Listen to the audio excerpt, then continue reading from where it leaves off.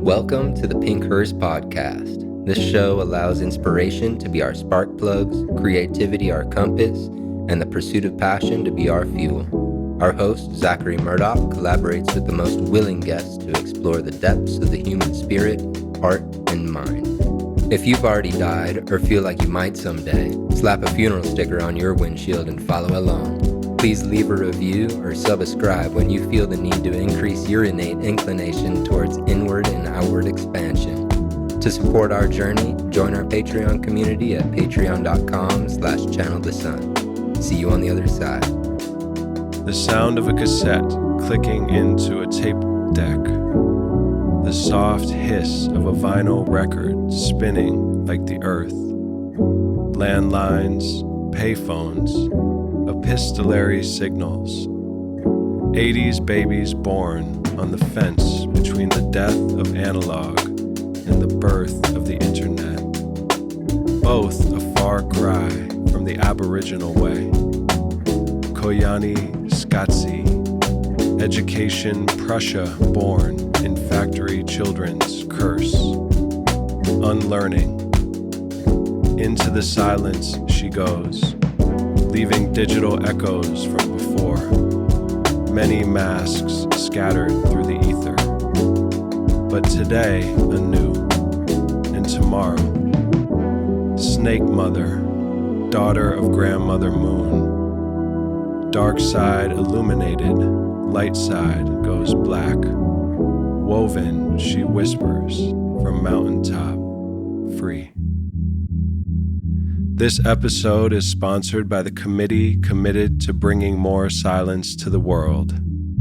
As they like to whisper, there is just too much damn noise these days. You can't even hear the roses wilt and bloom. If you would like to support their cause, please be quiet for at least 43% of your day. Thank you. And now, 3 seconds of silence on their behalf. Welcome to the Pink Hearse podcast. Our guest today is Dr. Sara Madini, speaker, entrepreneur, fashion designer, restaurant owner, and cosmic adventurer, boldly embodying paradox in all its forms. Our favorite kinds of people, those who defy definition. Welcome, Sara. Thank you for being here with us. No, thank you for having me. It's a complete honor. Mutual. And you're somewhere on the far other side of the world, and it's almost midnight. And like I said to you a moment ago, I think it's cool to bring some moonlight magic into this flow, dark side of the moon energy. Always, exactly. So to begin, can you tell us a bit about your journey and where you find yourself today? I feel like my journey started in my life at a very early age. I was always an old soul, way beyond my age. And that scared my family because they knew that means trouble, basically. They have a small rebel growing up in the house that's bound to break all the generational cycles and free all her ancestors. And for someone to have a role like that, it's a big responsibility. Therefore, I'm not letting my ancestors down. So I started at the age of 15, I started my first business. And instead of like being an innocent, child, I was actually managing employees and I had companies at that age. And it's everything I have was, I wouldn't say, like, a lot of people think that just because I come from the UAE or from Dubai that I'm like privileged, but I started from zero and I had to mature at a young age. And when you mature at a young age and you're handling a business and you're just going into life, you go through so much, you see so much at a young age. So all of that comes with hardship, comes with trauma, comes with a lot of things that make you the person you are today. So my journey was not easy. Would I go back and change anything? Definitely not. I believe life happens for you, not to you. So I embrace everything, the good, the bad, everything. And here I am today, 37 years old, healing from so many traumas, healing from so many things, and having an obsession with being the best version of me. So if you'd ask me, like, okay, you had the success, you have everything, so what do you do, like, with your time? What do you invest yourself in? I invest my money, I invest my time, I invest everything into nurturing my spirit, my soul, and just becoming the best version of me. And I'm addicted to it, and I'm always searching for ways to make it better and better. I'm the same. I love that. I had a therapy session shortly before this call, and I work with a somatic practitioner. I don't know if you're familiar with SE. My wife is a depth psychologist, and Soma is more about body, basically. And I'm a heady guy. And just these days, similar to what you just said, just kind of relaxing into higher self, other self, spirit, whatever you want to call it, the destiny seed that we all have our own version of, and falling more and more deeply in love with that, learning the language of that. And a lot of it, which I've seen in certain moments of your work, about unlearning and like shedding. So it's like, in order to become truer you, it's really about casting off perhaps a lot of the accumulated bits and pieces. So Yeah. anyway, 37s might be my lucky year, because I'm jumping on board tomorrow, like I Yeah, said. So happy birthday in advance. thank you. Yeah. But I Yeah. appreciate that. Yeah, No, please. but you said something important. You said unlearning, and a lot of people. I met a lot of great people being in business at a young age, and being in the business world, exposed to people from every walks of life, every type of human being I've met in this world, and they all thrive to learn new things. But true being is about unlearning and not learning new things, but discovering the truth, basically.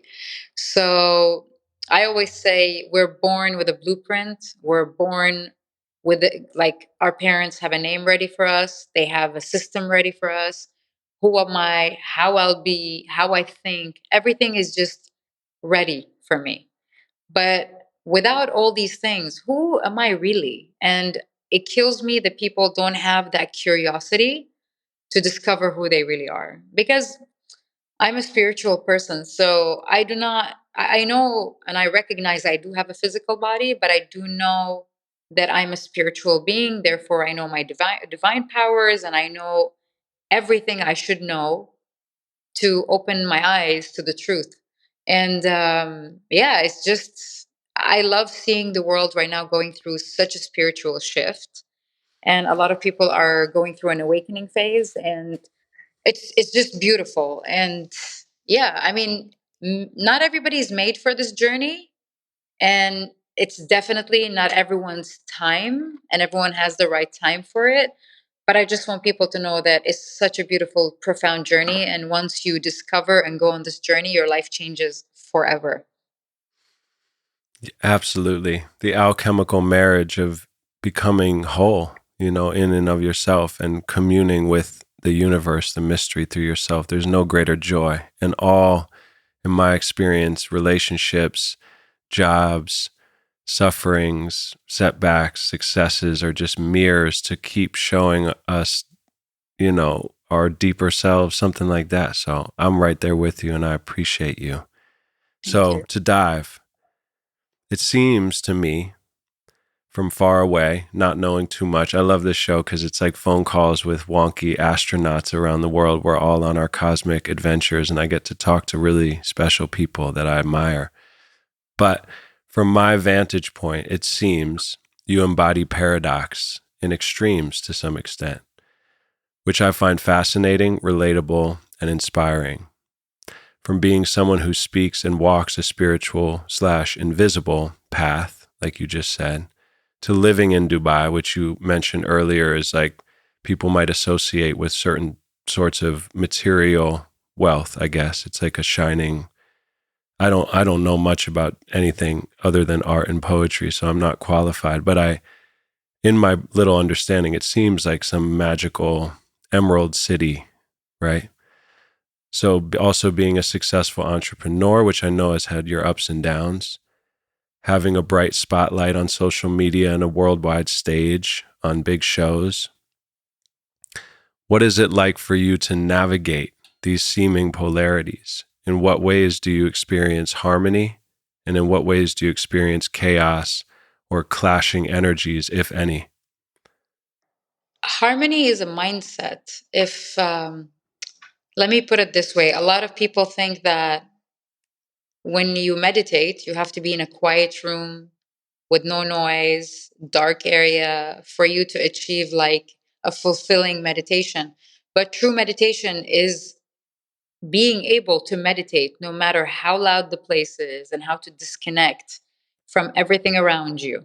So, harmony is a mindset, it's a belief. It's like no matter where I am, who I'm with, positive, negative, good or bad, I am as the spirit in harmony with myself. And that's the beauty of being an awakened soul, right?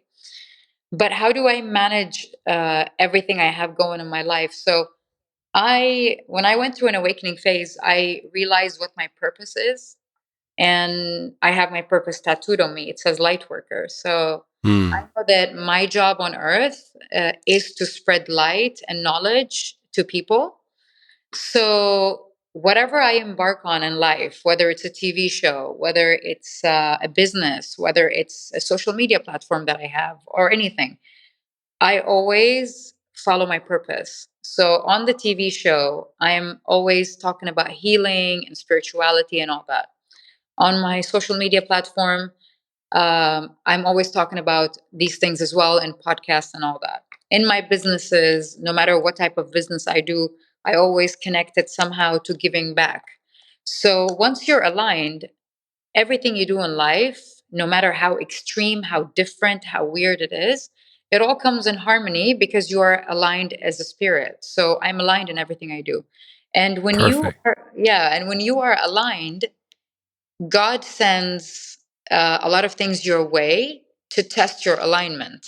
And he says, okay, here is a huge social media following. Show me what you're going to do with it. Now, a lot of people get lost, when they have fame, their ego grows, and they start feeding their ego instead of their spirit. So I believe that I'm not worthy of this almost 1 million followers if I was not using it to change the world to make it a better place. I'm not worthy to be on a TV show if I'm spreading anything but positivity, love, and oneness. I'm not worthy of the businesses I have if I'm not giving back because I don't believe life is about just taking, taking, taking. I want this and I want that and I want to be this and I want to be that. It's just a short journey in this 3D world, and we shouldn't take it too seriously.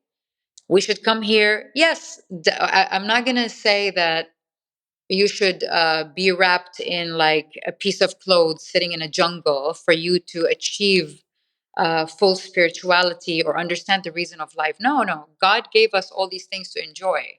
We are supposed to enjoy the materialistic things, but also balance it with the spiritual things. We're not supposed to be consumed 100% by either of both. Because if you're fully spiritual, disconnected from everything, then you're not living. If you're fully immersed into your materialistic life, then you're losing the purpose of your spirit and the understanding of this experiment of life. So we're here to balance everything, but not to be consumed by things that will confuse our mission or confuse our pathway. Like materialistic things, I mean, they're great, they're cool, but Um, I don't dive into materialistic things so much. Like I barely buy things, I barely do things because it will make me lose my path. It will make me get confused. It will consume me. And like I would say, vaporize my whole vision and who I am. So it is, and it is a it's a big way to distract yourself, basically. But you're distracting yourself from everything you need to see.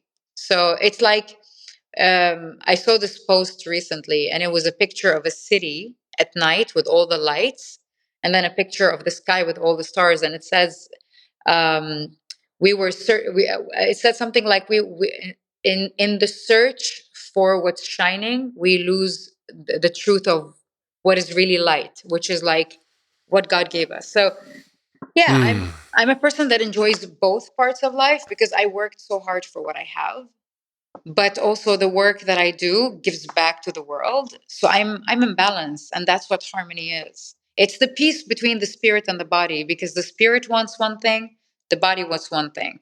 The spirit knows it's eternal and it's just here for a short time and off to chapter 2. The body knows that this is the end of it. Like, I'm here for a short time, let me just do as much as I can and enjoy it as much as I can, because I'm not here forever. So there's a war between your spirit and your body. And once you have an alignment and an understanding, you understand that basically I'm a spiritual being. And when I die, I survive my physical death because I'm not this body, basically. So once you believe in these things, you look at life from a complete different window. Yeah. Absolutely. And you're not operating from just a reptilian kind of, 100%.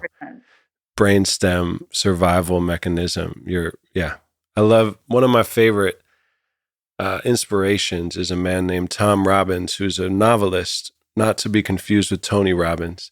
I always say that because they're very different. And Tom Robbins is kind of a wonky imagination being. And I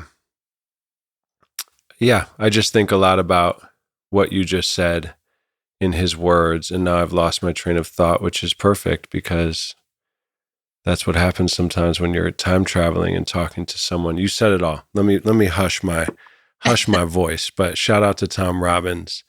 I know what it was. It was him saying we've entered into something that is the floral stage of consciousness. And we've gone through reptilian, which has its manifestations as far as things like Pan, if you're familiar, the goat, half man, half goat god, a more orgiastic Dionysus, more tribalistic time, iterations, where there wasn't as much separation between oneness in manifest form, which was more of like a tribal mind. And then mammalian evolution of the brain apparently sparked things like Jesus consciousness, Christ consciousness, all the various iterations of all the mythologies. But he attributed that side of the brain to that. And that's more like survival maybe, or I forgot what it was. But anyway, he's saying that if we do not realize that we've made it here and step into floral consciousness, which is living from that place you're describing of an awareness of eternity in form, and the uselessness of continuing to compete and fight and scrap, and that we will actually kill this 3D thing if we keep that up, which we're seeing throughout time in many ways. Mm-hmm. It just reminds me a lot of that. So super dope. The city post reminded me of something funny. I don't know if this sense of humor will speak to you, but I was talking to my dad, who's one of my favorite beings in the universe, about a joke that is about the mafia in Vegas. And basically after the mafia apparently built Vegas, which actually now makes sense, like, because isn't Dubai constructed from like someone's mind or in a lot of developers? So it's like not unnatural, because everything's like unnatural, but it was like grown or built like Las Vegas. And maybe there are some alignments. I've actually never been to Vegas or Dubai. I feel like I might be scared of them because I'm like I don't know. I grew up in New York City, but more and more I prefer being by the ocean, and I get overwhelmed by lights and people. But the joke is, if you think this is funny, we can imagine the Dubai version of this. These mafia guys build Vegas. They're standing in the desert at night. They're looking out.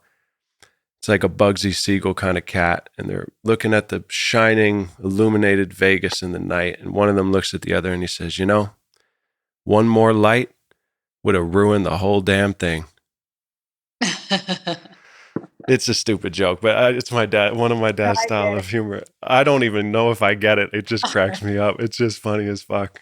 But yeah, the human tinkering and, reading a book called Sand Talk about Australian Aboriginal cultures, and really how far we have fallen from that, which I believe is intentional in our journey. But as my wife often points out, I can spiritually bypass and quickly jump to like, oh, everything has meaning, it's all good. But there is a grieving of the disconnection happening, obviously. And the unnatural, that's what the word I mentioned in that poem, Koyaanisqatsi, is a movie that my friend told me about, and it's no words in the movie, and it's all about portraying, I think it's in the 80s, but like basically it's an indigenous word that means something like a disconnection, an unhealthy disconnection from nature in the natural way. And so that hungry ghost that wants to eat everything and wants to fuck anything, whatever, well, all the iterations of the accumulation of the physical greed and this, and how rotten and sad and tasteless. And yeah, I really, that's why I'm also, as I'm talking to you and from before I met you, inspired by how you wield it. And I love, wherever the universe, wherever God places you is an opportunity to do the same thing you always do. And it doesn't really matter what the form is. And in fact, it's kind of dope maybe when the form doesn't seem connected as the train blares in the background. That's kind of how I've been. It's like an opportunity to go deep into the other side where it's not there and like spark something perhaps. So, All right. So radio silent, being silent as context for noise, the play of, light needing night, etc. context. One of my favorite quotes is by a woman named Mary Oliver when she said, "Solitude is the cure for loneliness." Can you speak about your relationship with silence and solitude and how they influence the words, connections, and actions you decide to make? What do I think of solitude and loneliness, and how do I apply? Yeah, I mean, what is your relationship with silence? What is your, in a busy life, which I assume you have, what is your solitude? How do you foster that, nurture that? I some people might think this is crazy, but I cannot wait every single day for a chance to be alone. I love being alone. The thing is, I interact with a lot of people every day, and as much as I protect my energy, there are still people there that drain your energy. You pick up from people, they pick up from you. It's like you leave pieces of you every throughout the day when you go out and work, and then you call yourself back to you at night before you sleep. So I love being on my own. I love it. I know a lot of people fear being alone, but I love it. I wait for the moment. And that's the only moment I have to connect with myself, to connect with my higher self, to connect with God, with the universe, with the world. So this is the only chance I get. I cannot connect in that higher level if I'm surrounded with people or if I'm out with friends, or I cannot do that. So it, like, loneliness, not, I would not even call it loneliness, because when you are alone, are you really alone? You're not. It's, you got your higher spirit, you got God, you got the universe, you got your thoughts, you got the frequencies, you got the energy that you possess. So for me, I will use the word lonely because that's how people will understand what I'm talking about. But when you're lonely, you're not really alone. So I just love it. And it's also a chance for me to self reflect on a daily Mm. basis. Like, what did I do good today? Did I live my purpose today?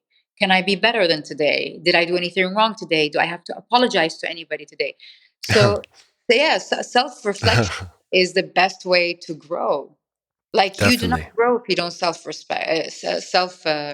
Like, I don't understand how people can go out throughout their day and come back and not think about everything they've done, whether it's positive or negative. So when I'm Mm. alone, it's the only chance I get to heal myself on a daily basis, to Mm. collect myself, to call myself back to me, and then to, it's like it's like when your boss sits you down and goes through your monthly reports, and that's what I do Mm. with myself. myself when I'm alone. I go through my daily report and I look at everything I've done and I reflect and I see how can I grow. And then I, for example, let's say if I find a flaw in something I've done during the day, I go do like extensive research in the spiritual realm to find solutions to become better at what I was bad at today. Mm, So, yeah, and I spend most of my time like watching documentaries on Gaia, connecting, reflecting, meditating. It's it's priceless. totally. It's better than any company ever. Yeah, exactly. I agree. I've felt the most lonely around people. And I Yeah. was also talking to my therapist when you're on a journey like you're describing, the process of becoming you and communing with you. It's almost like sometimes even with the people I love the most, if I try to explain the feelings I'm having, it can pop that bubble, almost hurts the blissful little pocket that I'm in. So learning how to hold that and become an audience of one. So I love that distinction between solitude and loneliness. Yeah. Um, But you know what's funny? Once you go through an awakening phase or you become awoke, you hmm, start shaking yourself like a tree from all the leaves that are dead. So all the people that don't serve me, all the energies that don't match me, all the negativity, they go away. So then you connect yourself, even if it's a small group, with a tribe that understands everything you understand, has the same values and beliefs. So for example, if I want to have a conversation about like ancient civilizations or aliens, I cannot have that with the people I work with. I cannot have that with the people in public. But I do have like a small tribe of people who are on the same frequency as I am, where I can pick the phone and talk about the most ridiculous things, but they listen and they don't think that I'm weird. So once you create that tribe, you feel like, yes, you need some time on your own, but if you're not on your own, you're with the right people. So it's still a win win situation. Everything becomes a metaphor at a certain point, I think. Like first you have to be willing to honor the deeper part of yourself, which requires, like when I moved from New York, a saying to my friend group at the time, hey, y'all, love y'all. This doesn't feel right anymore, y'all. I'm bouncing to California, y'all. Peace, y'all. And Yeah. then I had to endure that time where I didn't have the next crew or people and Yeah. live that truth alone, what felt alone. And then exactly what you just said happened. I met my wife, the right people. So you almost, I remember talking to an old therapist, like when I was dating, all the time, drinking, and I was really lonely and sad. And all of those connections, it felt like a loop of a trap of like emptiness. And I really wanted a partner and to become a dad, which I now am, etc. And he said, man, if you're still engaging in that activity, though, you're not allowing the next thing to come that you want. So you kind of have to live like you would if you had the thing you want Yeah. now before it comes to get the thing. Anyway, things like that reminds me of. No, So, that's actually so yes. true. It's crazy because it's like when you're on a certain frequency, you start attracting people on that frequency. So you'd bump into a person in a coffee shop and they'll spill coffee on your shirt, and guess what? They're exactly on the same frequency as you. You become friends. They believe in what you believe in. Suddenly this person DMs you, or this business partner introduces you to this person, and they all are on the same frequency. It's that's why it blows my mind when people don't believe in frequencies and energies and that we're all energy. It's like it's like that's what life is about. And if you know how to manipulate that energy into your own benefit and your own like peace, you're winning basically. 100%. And Yeah. I love the word manipulate because I've felt guilty for being manipulative in the past, and I don't want to be manipulative in a sneaky way. I pride Yeah. myself in being very clear with, of course, I want something. This is what it is. Try to be very, sit myself down at the end of the day like you and x ray myself. But I kind of like the word manipulate as a positive in other ways because that's like alchemical, manipulating lead into gold, manipulating elements into forms. So We I we, love we that. are but we are meant to manipulate our energy. I'll give you an example. A lot of people, they go to the end of the world, spend all the money they have in the pursuit of finding happiness. All right. They travel, they buy things, they invest. And what they don't understand is that happiness is a chemical reaction in your body. And for you to release endorphins or cortisol, it's actually a factory, you produce it. So when you're feeling down, a random act of kindness, like for example, giving a flower to somebody, watching their reaction, can release endorphins in your body. So when I'm feeling down, I immediately manipulate my body and biohack my chemistry into releasing endorphins. I do not dwell in anything. And when I'm feeling stressed, I know that my body's producing cortisol, so I do something immediately to manipulate my body to produce like the happiness hormone. And it's all in our hand. It's not rocket science. It's Mm, all within you. It's all within mm, your power. You have the ingredients, you have the energy. Now manipulate it in a way mm, that impacts the world positively, impacts you positively, and you don't hurt anyone in the process. Now I know the word manipulation is a negative word because the world made it a negative word, but if you're manipulating your energy to benefit yourself, then guess what? You just hacked into the universe. Like, exactly. yeah, there's nothing wrong with that. There's a lot of language kidnapping that's happened of people taking words that originally were natural and clear and clean and kind of warping them. Yeah. Hence my fascination with poetry. In an age transfixed with superficial surfaces, what does soul mean to you? So we've talked about this a bit, but I'm curious, yeah, what is soul? To me, it's almost different than spirit, but that's semantics. It doesn't really matter. But the soulful quality, a chef whose whole life they've been cooking, a barber who cuts hair all their lives, that twinkle in the eye, that feeling of being around a master, or an old man walking a dog with that glimmer. I don't know. These are soulful things for me. What does soul Yeah. mean to you? Uh, for me, what is soulful is time with my son, because I'm a single mom. So time with my son and connecting with my son and knowing that his soul, his spirit, or his soul is a piece of my soul. Mm, And just knowing you leave a legacy behind, and it's just beautiful. So that for me is the most valuable thing. And then the other soulful thing to me is traveling, because I mm, feel like every time I travel, I pick up a piece of myself and I put it back into the puzzle, because we're mm, scattered all over Mother Earth. Yeah. Every country I go to, I'd say culture I engage with, I find a piece mm. of me in all of it, because in the end, Wow. it's all about oneness, right? And yeah, like this is so soulful for me. And what's also soulful for me is just being obsessed with being the best version of me. I like, Hmm. for me, these things are priceless. Yeah. Yeah. Yeah, they definitely are. And I love the parenting soulful idea because I agree with that. I think, again, it doesn't matter spirit, soul. Spirit feels more airy. Spirit feels more like where we, came from and without form. To me, soul is almost like the spirit coming into body and Into body. creating this, yeah, this new like physical infusion of material with spirit. And I think there's no better and more intense way than being a parent and having your heart outside of you, and all of everything that comes from has grounded me and humbled me and Hmm. opened my heart in ways I can't fathom, having my little boy.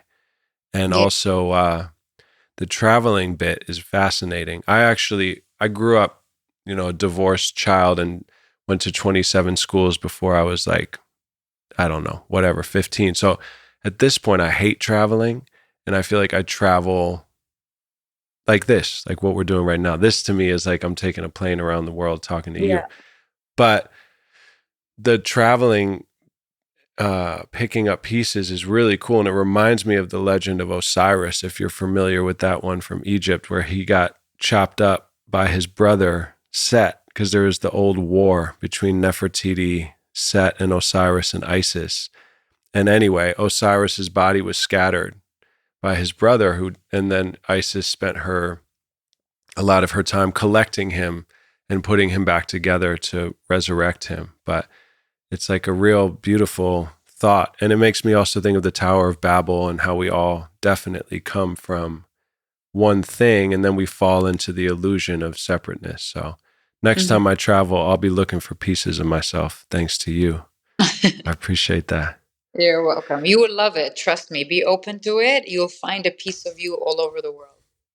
I've been to Africa. I've done a bit, but yeah, I think I would love it now in my new form. I've been in the cocoon, broke my ankle, lost my best friend, had a child, COVID, all these things that, put me into a cocoon for better or for worse. And I've chosen to make them definitely better and empowering. And when I step back out into the world, I think it will be with a whole different approach. And I look forward to that. Watch out, world. I'm coming. Watch out, world.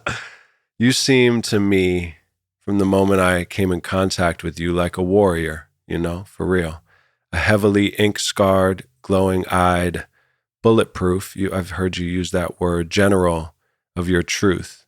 If you agree with this, how did this part of you develop? I know you've mentioned, young age, business, fierce initiations, coming into your family with a clear kind of vision of what you're here to do and to heal.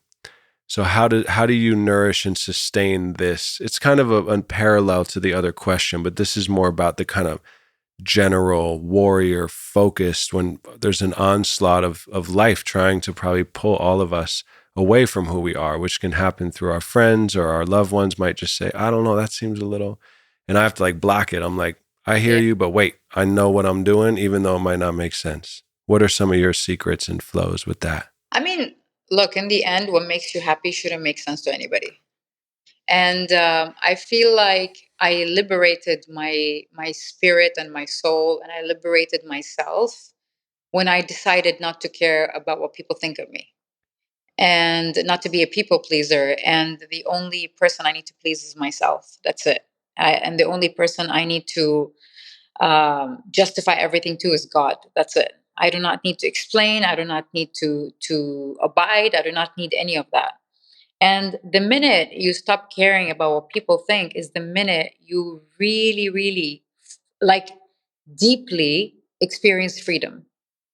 Freedom is not financial freedom. Freedom is not traveling. Freedom is not being able to do whatever you want. I mean, everybody does that, but are they really free? Freedom is to free your mind from the illusion that what people perceive you as or what people expect from you is your job to fulfill, you know? And when I did that, I liberated my mind. And when I liberated my mind, I was more open to being awakened. I was more open to healing. I was more focused on inner growth. And I feel like, yeah, I've experienced a lot of things at a young age, but nothing has taught me or built me as much as pain did. So going through pain and hitting rock bottom is what made me turn to that direction and surrender without trying to control the flow and just going with it. And I am here today with this mindset, with everything I believe in, because people broke me, because people took from me, because people hurt me. And I think that's a superpower because pain either breaks you or either makes you. And guess what? You're the one that decides.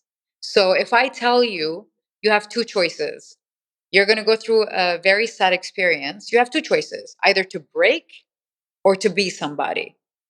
Is there really a choice there? There isn't. So the only choice is to bounce back and to be somebody. So I don't know why would people choose the other side, but pain does that. You either dwell in sadness and remain there, or you grow and you become not a victim, a hero out of everything you've been through. I wear my scars on me, and I'm proud of them, and I'm not ashamed of everything. I speak very openly because I want to inspire people to speak up more. Because the more you suppress your feelings and everything, the more you're blocking your throat chakra, which I've done for so long, and then it manifested into an autoimmune disease or hypothyroid. But now I don't do that anymore. I speak up, and believe it or not, I had like look at the power of energy and vibrations in our body. Because just to explain to everybody listening, when you listen to music in your car, how are you listening to music? It's vibrations and frequencies coming out of your speaker, carrying the music to your ear, right? So it's like it's undeniable that's frequency. Now, when we speak, our throat shakes because there is a frequency. There's vibrations. This vibration carries things out of you and carries things in you. So when I was going through pain and I understood that, you know what, if I just sit in this place and if I just remain sad and I play the blame game, oh, she did it, he did it, they're bad, they're this, I cannot control people. They are who they are, and if I sit and talk about it for the rest of my life, I will get nowhere. They will never change, neither will I. So I decided to stop pointing fingers and just look at myself and tell myself, okay, it takes two to tango, it takes two hands to clap. Where did you go wrong? If the man you were with, for example, showed you he was bad and he showed you over and over again who he is, why did you stay? Why did you settle? So this is what people need to understand, that even good people with good intentions and good hearts need healing. Like we need healing. We have traumas we carry when we're young. We need to heal. The choices I made, especially in relationships, I've all my life I've been with four men. They're all narcissists, and that tells you something, that I have a pattern, right? But if your ego doesn't allow you to see the wrong in you, that's where you're literally you're dead man walking, because you're not going to grow, you're going to remain the same, you're denying something that exists and you're not willing to overcome it or become something better out of it. Therefore, you're dead internally, but you're alive physically, basically. So, yeah, and to me, because I believe everything is energy, when I suppressed my voice for such a long time, I developed an autoimmune disease called Hashimoto's, and it's like when it's a thyroid disease, but it's basically science says that nobody heals from an autoimmune disease, and it's in you forever. Once your immune system attacks your body, it's on a cycle that never ends.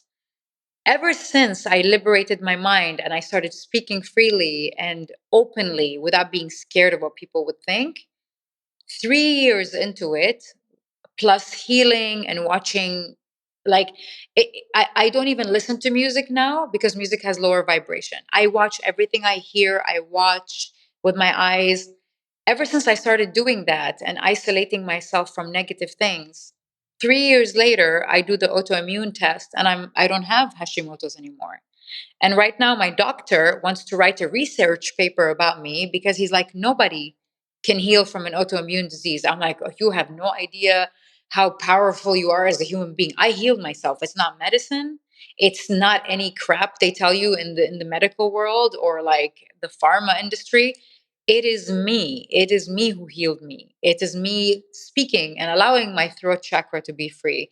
It is me excluding myself from everything negative in terms of vibrations and everything, to the extent of music. That's me healing me. I have that power. But I was speaking to a guy who purely believes in science, and he thinks that it's probably a diet I had, or it's probably like I was misdiagnosed. I was like, dude, I've been diagnosed 4 times. I have Hashimoto's, and now I don't. So if there is a case study here, is to show you the power, our divine power within, and the choices we make, and anybody can heal from anything. I love it. I agree. I feel that way. I think the whole universe is tipped slightly toward the invisible. And so it's like placebo. And if you are in flow with your path, then the angels will come and handle what needs to be handled so you can live out what you're here to do. And as long as you commit to that and show you're willing to do that, then you will be assisted on your journey toward that. So thank you for that beautiful reflection of your powerful journey. And I'm so happy to hear that you've gotten through tough stuff. Autoimmune stuff is deep, man. I have my own versions of it. A lot of people in my family. So, But by the way, let me tell you something about that. If you just said I have it and it's in the family, my mother has 8 sisters. Out of the 8 sisters, 7 of them have hypothyroid and autoimmune disease like mine, Hashimoto's. My great grandmother had it. So when I did a family constellation healing, mm-hmm, and the healer told me that you, by getting rid of your illness, by the choices you make and you speaking up, you've just healed all your like ancestors, number one. Number two, you are healing the new generation to come because your children won't have it encoded in their DNA anymore. So 100%. yeah. There's a guy on the show recently named Josh. He has a podcast called The Emerald, which is incredibly powerful. And he said a friend of his told him that something about like trauma or ancestral or parent childhood stuff, injuries, wounds, etc., all the way to maybe what you're talking about, like, genetic codes. The only way we can heal them is if we don't pass them on to our children. So Yeah. it's like this split-second decision every moment to choose the road, I feel like, right? Because there's the gravity of destiny. I do believe there's a greater will, and to some extent things are written, but we do participate. So my version of what you're doing is being the wild Waldorf kid, because I went to Waldorf schools growing up, creative, off the wall poet man. And that shows my son, that you can be, with discipline, grounding, and a combination of things, you can live what a lot of people might say is an illogical life and not a practical life, but it's very practical and soul gratifying. So I love No, meeting people. No, it's completely true. And plus, scientists recently discovered that every cell in your body keeps a memory. So all the traumas are stored in cells. And when people say, "Oh, this disease has been passed to you genetically," it's not genetically. Till this day, they have not discovered anything that has been passed genetically. But the truth is, it has been passed because your cells keep memories, and if you don't heal from your trauma, and that's why I emphasize on healing too much. Like, people are sick of me saying heal, heal, heal, but it's the only way to stop the generational curse, or the karmic wheel, or passing the curse to the future generation, is by healing. When I Mm, heal, and then I have children, or I pass healthier genetic characteristics to the kids when I heal. But if I don't heal, I'm basically recycling the same thing over and over again to every generation. So, and absolutely. yeah, and you and I are the black sheeps in the family that were chosen to carry that weight, and that I would not call it a burden, but it is a big responsibility, because we're healing everyone in the past, and we're healing everyone in the future coming. Yep. Like, I always say, I am the new ancestors from my family. I Mm-hmm. am the generational breaker. I am the one that's going to create everything. And it's Mm. not coming from an egoistic place. It's coming from a place of love, and that I'm willing to take that burden. I'm willing to be different. I'm willing to be treated different. And like, in the family, I was not accepted for so many choices I made, or how I am, Mm. because I'm Mm. different. And I'm willing to take like being an outcast, although it hurts, just for the sake of fixing everything, because this karmic Mm. wheel is endless. And if we don't get out of it, we're stuck And in it's it. boring. I think it gets boring. That's really, it's the love and the frustration of, man, we've done this so many times. It's getting fucking boring. Can we switch up the, It's the enough. melody, baby? It's enough. It's Yeah. enough already, man. And it all seems to begin perhaps with, the imbalance of looking at the world in pairs as opposed to one, like male, female, It all begins with the bickering of some couple way back when. And it's about time we just settle that damn feud, man, Yeah, because it's that's true. ridiculous. But yeah, I know it's late there, so I don't want to keep you up. You got a lot of things to do. You're going on tour tomorrow. I will bring us home with two final pieces if you are up for that. Yeah, of course. Okay, cool. Cool, cool. So as I mentioned, this episode is part of season 2, which is called Avoid.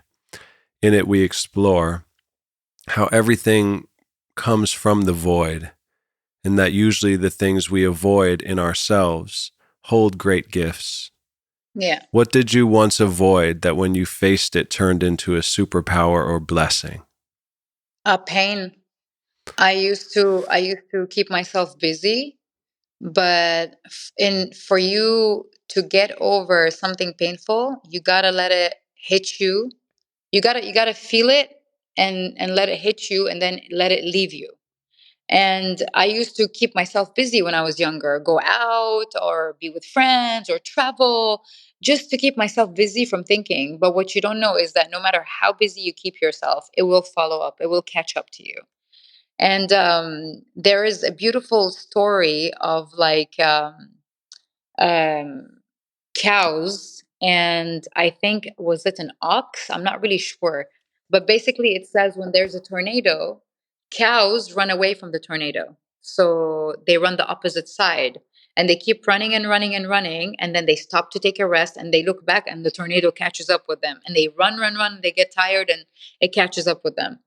I think I don't know if it's the ox or like another type of breed of cow, but that breed of cow, let's say ox for now, for the sake of conversation. The ox, when they see tornadoes, what they do is they run through them and they reach the other side. So they are willing to take the pain, take the hardship, but go out the other side, and then they're done with it. They deal with it. So I decided, not to be a cow anymore, and to keep like running away from things and to face them. And because we keep ourselves busy, we lose the most important valuable lessons that are there for us to learn. If we sit with pain, if we let pain communicate with us, and we listen, and we reflect, and we let it hit us, and we feel it, and we let it exit, that's the best way to learn and to understand yourself as a human more. I would not have understood myself if I didn't let pain take the best of me and manifest in me and then leave me. So the most important conversations are the conversations you're trying to avoid when you're going through something traumatic. Mm, So, and that's something I will never do again. I am the ox. I go through the storm and I reach the other side, and it's done. I Instead love of it. instead of running away for like miles and miles and miles and days, and it catches up with me anyways. My wife, Molly, and I, we talk about how our relationship is basically two relentless mirrors. Yeah. And that's a choice, to live a life of relentless mirrors. And it's exactly that. Like, it might feel unbearable, excruciating, claustrophobic to live under that lens, but it is absolutely the better option as far in the long run. And Yeah. I feel like the things we avoid every time are actually benevolent and are bestowing gifts, and they're like these messengers. So even people are terrified of, death, sex, parenthood, all the things that we often seem to avoid in modernity and Western modern culture, which is obviously kind of a contagious sickness, perhaps to some extent, around the whole fucking world. Like being in Tanzania, seeing Western culture influencing these beautiful people that I met, it was Yeah. sad. And yeah, I just feel like when we step into those fears, they transform and they bless us. And so, yeah, the ox, shout out to the ox. Yeah. The grass is greener on the other side of fear.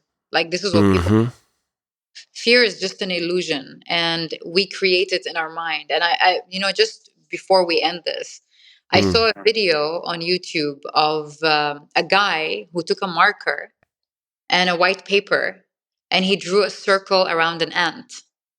Hmm. And the ant was so scared to pass because she saw like a border, and she was so scared to pass that she started like moving around until she got tired and died. If Mm. only she tried to cross, it was just a marker on the ground. So fear is an illusion. And the minute you break through that illusion, that's when you start living and you stop existing. It's crazy. Two things before we end. One, I've had this phrase in my head forever, and you just made me think of it. And the phrase is, even an ant is a celebrity to God. And I Yes. love that the ant in that story is a she, because it definitely is a she. And shout out to her. May she rest in peace. And may Yeah. we learn from her mistakes and walk through that black marker line. Yes. Before we go, a bonus question, if you don't mind, for this Yeah. season Sure. that we're doing before this season, where we feature voices from around the world that we respect, people we love and admire. The question is, what has growing older taken from you, and what has growing older given you? Um, for me, I don't feel like it took away anything from me because as a soul, as a spirit, I'm ageless. I'm timeless.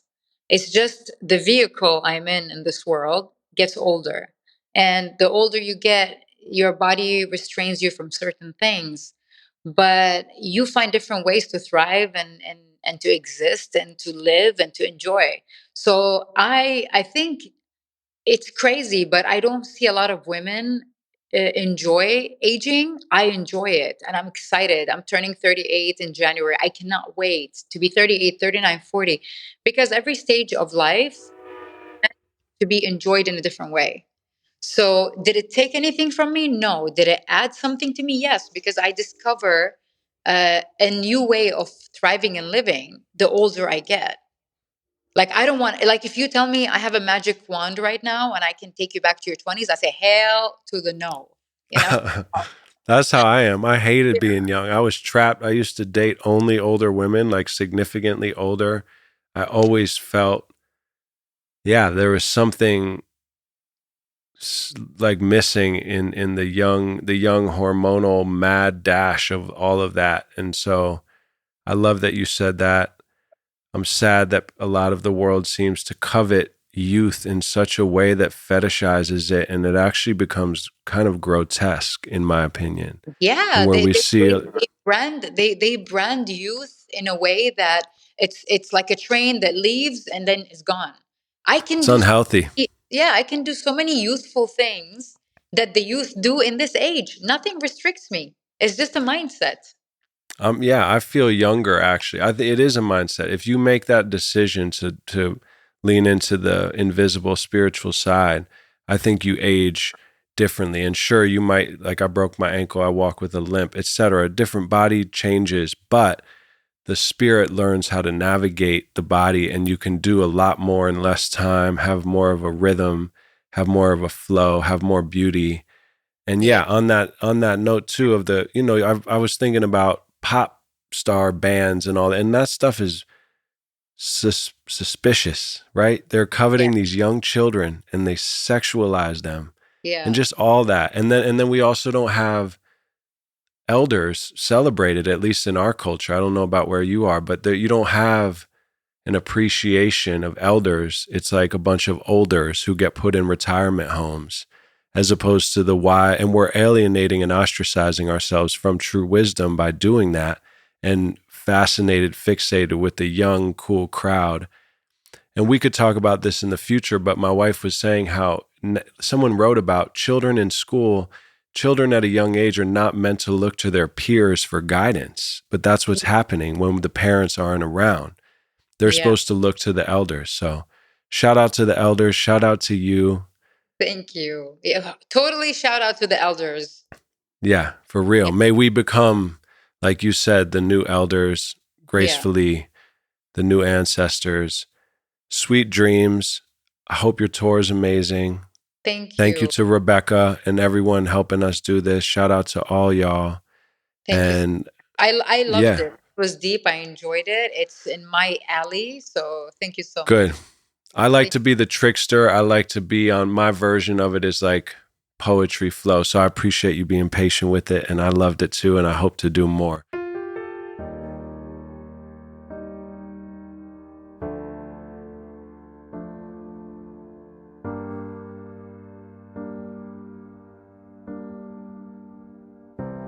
Baby, in no time, we could be big time, we could be up there, living life on Mars. Something is in here, hidden in you and me.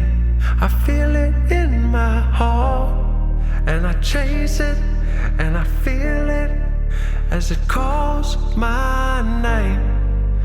Every day, torn between feeling crazy and divine. I'm gonna light a candle that signifies this love that I feel for you, and hold it higher than hurricane, shielded from the rain. We're gonna see this through. A goodbye to the old me. I'm changing like records play. Reborn in a new light, up there living life on Mars. A goodbye to the old me. I'm changing like records play. Reborn in a new light, up there living life on Mars. Living life on Mars.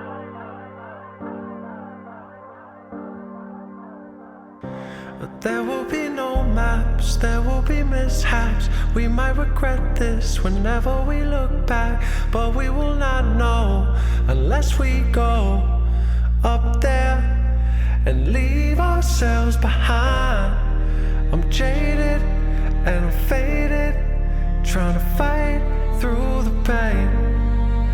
Every day, torn between feeling crazy and divine. I'm gonna light a candle that signifies this love that I feel for you, and hold it higher than hurricane, shielded from the rain. We're gonna see this through. A goodbye to the old me. I'm changing like records play. Reborn in a new light, up there living life on Mars. A goodbye to the old me. I'm changing like records play. Reborn in a new light, up there living life on